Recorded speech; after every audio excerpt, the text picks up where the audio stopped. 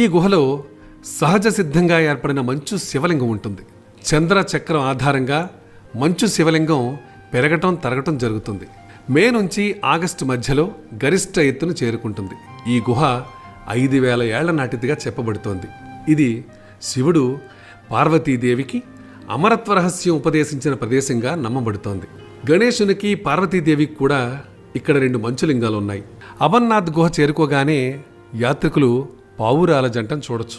వ్యాప్తిలో ఉన్న నమ్మకం ప్రకారం శివుని రహస్యం చాటుగా విన్న 2 పావురాలు మరలా జన్మిస్తూ ఉన్నాయి. అందుచేతనే అవి అమర్నాథ్ గుహను తమ నిత్య నివాసంగా చేసుకున్నాయి. క్రీస్తు పూర్వం 34లో కాశ్మీర్ సింహాసనాన్ని అధిరోహించిన రాజర్షి ఆర్యరాజుతో కూడా అమర్నాథ్ ముడిపడి ఉంది.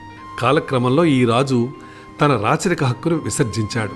వేసవుల్లో అతను ఇక్కడికి చేరుకుని సహజ రీతిన మంచుతో తయారైన శివలింగాన్ని పూజించాడని నమ్ముతారు.